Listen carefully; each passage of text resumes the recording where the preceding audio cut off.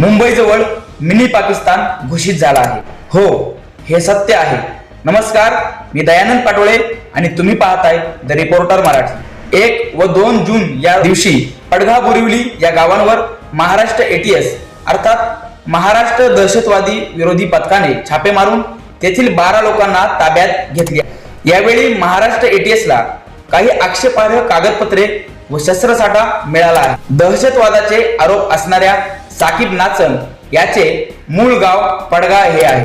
साकीब नाचन याला डिसेंबर 2023 मध्ये एनआयएने अटक केली होती, परंतु साकीबने आपली जी दहशतवादी कारवाया आहेत त्या अजूनही बंद केलेल्या नसल्याने आकिब नाचन, अब्दुल कास्कर, कैफ नाचन, शाजिल नाचन यांच्या घराची यावेळी महाराष्ट्र एटीएसने झडती घेतली आहे।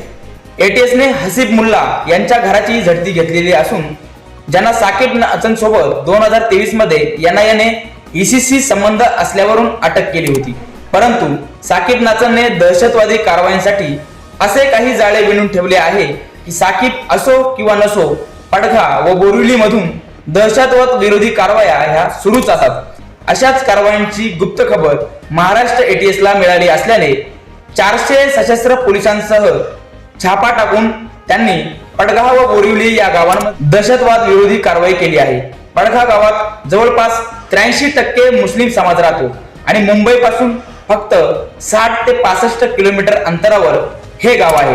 Student Islamic movement of India म्हणजेच सिमी या दहशतवादी संघटनेचे अनेक कार्यकर्ते या गावात राहतात। ज्या संघटनेला भारतात बंदी आहे अशा संघटनेचे हे कार्यकर्ते आहेत। फारुख मुल्ला या संघटनेचा कार्यकर्ता असून त्याच्या घरावर देखील छापा टाकण्यात आला आहे। या गावात मुस्लिम तरुणांना बोलावून त्यांना दहशतवादी कारवायांसाठी आजही तयार केले जाते।